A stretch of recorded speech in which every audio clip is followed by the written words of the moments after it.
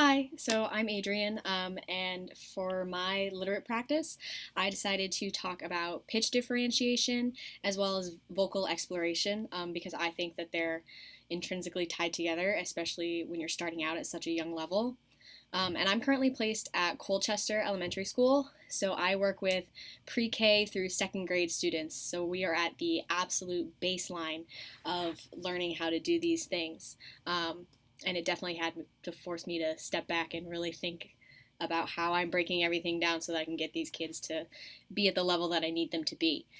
Um, so when I first started out, I first noticed that a lot of these skills that I was using, I was taking for granted, and these kids could not manipulate their voice in the way that I needed them to.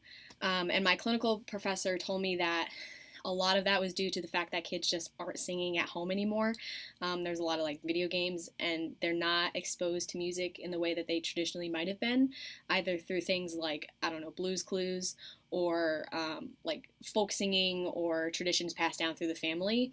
It's just not happening as much as it used to. So kids are coming in and they just can't conceptualize differentiating their voices. So one way we try to deal with this is putting these abstract concepts into things that they can understand. So a lot of times, instead of saying like use your head voice, we'll say use your hooty owl voice. So we want you to say hoo like an owl, or use your low cow voice and say moo like a cow. And some kids can't really conceptualize that, and so you get the kids who will just drone, or they think that they're moving and they're not quite, or they'll try to use their head voice and they'll end up just kind of screeching, but they're trying, and really that's all you can ask for at that point. So to help with that, a lot of what we do is modeling. So we do teacher examples, and this could be so many things. So I brought a couple of things that we use. We use a lot of manipulatives. And one of those that we use is worksheets. So this one is very abstract, but what we'll do is I'll say, attach your voice to my finger, and we'll follow it. So we go, start up in our hooty owl voice and go, ooh.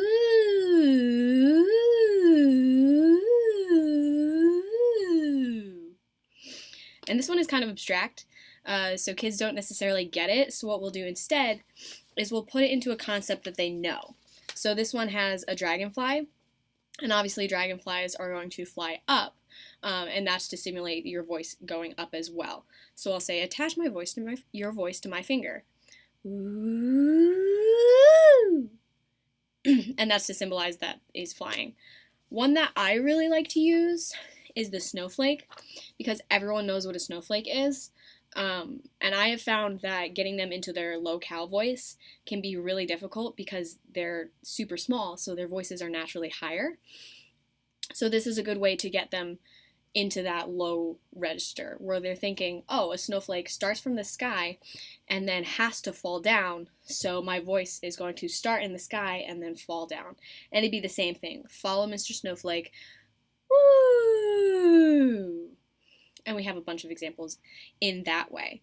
And this is just a way to get an abstract concept like this into something that's a lot more tangible for students to get. And you put it into something that's familiar so that this strange, unfamiliar concept becomes something that they're comfortable with. And eventually, what I like to do is have students use their own finger. And this is just a way for them to internalize it and take me out of the equation. Because the sooner that I don't have to hold their hand, the sooner that they are able to start making music and create things in their own way. So I will have kids come up and volunteer and do things in their own way and lead the class. And children are much more receptive to it when their peers are leading them. Another thing we have is student composition in their vocal exploration. So here I have a streamer, which is also manipulative, and we will have all the kids go around and try their own examples. So you can start down and wave it up or wherever you want, and then you attach your voice to the streamer. And this is just a way to get the teacher out of it, like I said, and also start building some extra skills like composition, which is an added benefit and a video for a different day because we're just focusing on vocal exploration. But I really like this because it's much less limiting. So when we had the dragonfly, he can only go up. There's only one way for the dragon to fly. But in this way, kids can be as creative as they like, and it's really interesting to see what they come up with. So a lot of times they'll start down here and then woo up, but they go all over the place, and it's very interesting to see how the other kids respond to it because they're surprisingly receptive to something that is outside of themselves. And I've seen this done with streamers. I've seen it done with like a magic wand, as well as those. It's like on a stick with a streamer, so it's an extension of the child. And this could also just be done with your finger. A lot of times when we're trying to reset the pitch, we'll say, all right, can you give me a nice little woo, woo, woo, woo, woo? And then the kids will copy. And by attaching it to something that is visual, they're able to put their voice into something outside of themselves. And then the last thing that we could do is incorporating a staff. Now, it's really important to notice that at this point, we don't call it a staff. We're not getting into music literacy. We're not into trying to teach them how to read sheet music. That's not the point. This is just kind of a stepping stone between something that is abstract and something that is familiar into something that they're going to see in the future. So we will never call this a staff. We're not going to use a clef. So we're not going to use treble clef, bass clef, any of that stuff. This is just another method of going from high to low. So what I will see a lot of teachers do, I got to get my markers, is we're going to start out high, and we're going to go to low. And they'll put notes or shapes on the staff. A lot of times this is done with magnets or stickers, but I don't have those, so we're going to use a marker. And we don't call them notes. Just like we wouldn't call this a staff, we're not going to call them notes. That's for a different grade level. This is just basic, getting them introduced to this topic without having to overwhelm them with that much information all at once. So I could do something like this.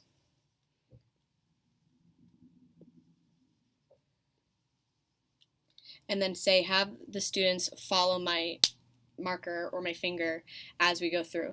So here, it says high. So we're going to start in our hooty owl voice. And down here, it's low. So we're going to end in our low cow voice. So we'd go, woo. Maybe draw a line. Maybe follow in this way. And it's really nice to do this because this is a way to get them out of this, of the snowflake. And if you notice, they're the exact same shape, they're the exact same contour, but students are just having a different exposure to it. They don't know that it's the same, or they might notice, and then that's another teaching opportunity, which is super fun. But it's just a separate method to teach the same concept. I think that it's also very important to put it in the student's body. So if you notice, all of these methods that I've talked about have had an attachment to them. So in the beginning, I would say, follow my finger with the snowflake. At the end, I said, follow my marker with each little dot. And then we had the streamer, where everyone was streaming in one different way. And I think that for these little kids, putting it into your body is absolutely crucial. It's one thing to have a visual representation, but because music and vocal exploration is so internal, it's really important for them to be able to feel it inside what's happening, where they might not be able to feel exactly what's happening. So one way we could also do this is literally putting it on our body. So if I have a high note, I'm going to go, ooh. And then if I want to go lower, I would touch somewhere lower on my body. So I could start out high and go, ooh.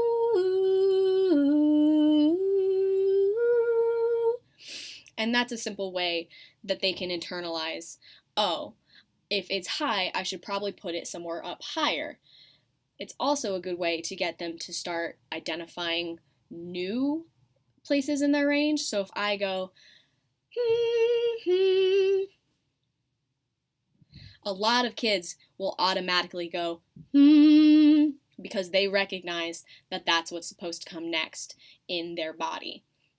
And this is just all simple ways that we can get kids to start exploring their voice, different ranges, and then attaching a visual to those sounds that they're making so that they can further internalize and get into reading in the future. Right now, we're just focusing on getting the sounds to happen and then naming those types of sounds.